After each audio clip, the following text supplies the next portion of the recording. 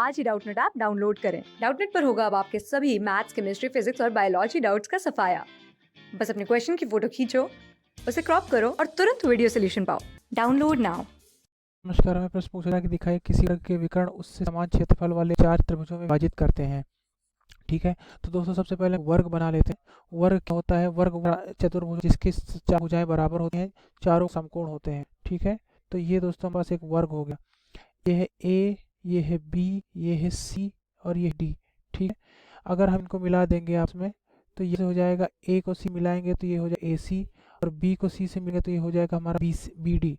हमें सिद्ध करना है, अगर ये ओ पर प्रतिच्छेद करते हैं तो हमें सिद्ध करना है कि जो क्षेत्रफल है त्रिभुज ओ ए बी का, ये बराबर होगा क्षेत्रफल त्रिभुज ओ ए डी का, या ये बराबर होगा क्षेत्रफल त्रिभुज ओ बी सी का, यही बराबर होगा क्षेत्रफल त्रिभुज ओ सी डी का। ये सिद्ध करना है तो दो त्रिभुज ले लेते हैं। सर्वप्रथम हम सामने के त्रिभुज लेते हैं, त्रिभुज ओ ए बी और त्रिभुज ओ डी सी। अगर हम त्रिभुज ओ ए बी और त्रिभुज ओ डी से तो क्या कह सकते हैं? कोण और ये कोण बी सी, कोण बी ओ ए, कोण बी ओ ए बराबर कोण बी ओ सी, सीधाभिमुख कोण है। दोस्तों दोनों समांतर हैं, इसलिए कह सकते हैं हम यह कोण इस कोण के बराबर होगा और यह कोण कोण के बराबर होगा, और बी बराबर सी है। ठीक है, यहाँ से ए बी बराबर क्या हो जाएगा? ए बी बराबर सी है। ठीक है, और एक बाकी के कोण भी बराबर है, क्योंकि भुजाएं बराबर होती हैं तो ये कोण भी बराबर है। यानी कि हम कह सकते हैं कि कोण डी ए बराबर कोण ओ सी और कोण ए बी डी, यह एकांतर कोण की स्थिति का। ठीक है, और कोण ए बी ओ ये बराबर होगा कोण डी सी के, ये भी एकांतर। इस स्थिति में ये क्या हो जाएंगे? आपस में बराबर हो जाएंगे, यानी सर्वांगसम हो जाएंगे। तो हम कह सकते हैं ये सर्वांगसम है। ठीक है, तो सर्वांगसम होने की स्थिति में ओ ए बराबर ओ सी हो जाएगा, ओ बी बराबर ओ डी हो जाएगा, और इस त्रिभुज का क्षेत्र इस त्रिभुज के क्षेत्र के बराबर हो जाएगा। तो त्रिभुज ए बी ओ ये सर्वांगसम होगा त्रिभुज ओ डी सी के। इस स्थिति में हम कह सकते हैं कि जो ए होगा, जो क्षेत्रफल त्रिभुज ए बी होगा वो क्षेत्रफल त्रिभुज ओ डी सी के बराबर होगा। तो पहली स्थिति तो यह सिद्ध हो गई। ठीक है, अगर दोस्तों इसी तरह से ये दोनों भी सिद्ध हो जाएंगे, ये सामने ओ ए डी और ओ बी सी, कोण ए ओ डी बराबर कोण बी ओ सी। ठीक है, ए डी बराबर बी सी। ठीक है, और बाकी ये एकांतर कोण होने की स्थिति में एक दूसरे के बराबर, ये दोनों भी सर्वांगसम हो जाएंगे। ठीक है, अब दोस्तों सर्वांगसम अगर ये कोण हो गए, क्योंकि तीनों कोण बराबर है, एक भुजा बराबर है। ठीक है, अब यहाँ देखते हैं तो यहाँ से इसी पद्धति से चलेंगे तो हम लगते हैं कि जो क्षेत्रफल होगा त्रिभुज ओ ए डी का वो बराबर होगा क्षेत्रफल त्रिभुज ओ बी सी के। ठीक, अब यहाँ से दोस्तों क्या करते हैं हम?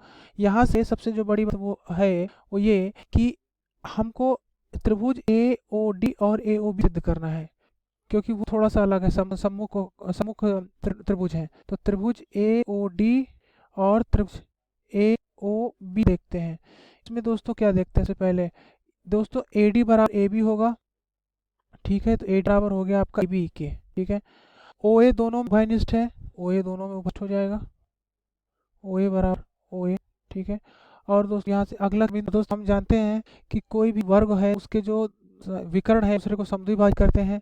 इससे ओ डी बराबर ओ बी होगा, तो ओ डी बराबर क्या हो जाएगा? ओ बी के। ठीक है, इस तरह से क्या कर सकते हैं हम? यहाँ से ए डी बराबर ए बी हो गया, और दोस्तों यहाँ से ए डी बराबर तीन भुजाएं बराबर हो गई, ओ ए और इनमें उभयनिष्ठ है, और ओ डी बराबर ओ बी होगा।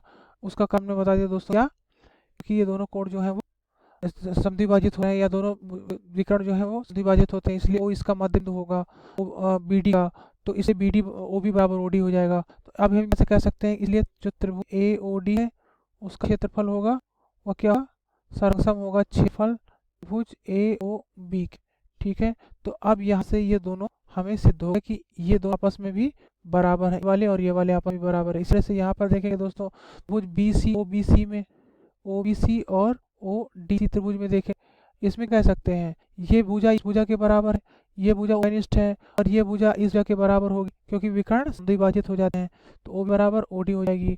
तो उस स्थिति में हम क्या कह सकते हैं कि जो त्रिभुज ओबीसी क्षेत्रफल होगा, यानी कि त्रिभुज बीसी सर्वांश होगा त्रिभुज ओडी के, और त्रिभुज का क्षेत्रफल क्या होगा, बराबर होगा। इस तरह से दोस्तों सारे जो चतुर्भुज हैं वो आपस में बराबर होंगे, उनके सभी क्षेत्रफल बराबर होंगे।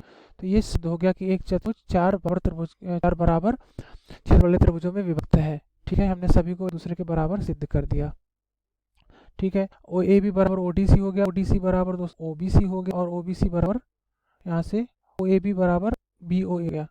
ठीक है दोस्तों, ये सारे आप में बराबर हो गए। धन्यवाद। क्लास 6 से 12 से लेके नीट, IIT, जेई मेंस और एडवांस के लेवल तक 10 मिलियन से ज्यादा स्टूडेंट्स का भरोसा। आज ही डाउनलोड करें डाउटनेट ऐप या व्हाट्सएप कीजिए अपने डाउट्स 8400 400 400 पर।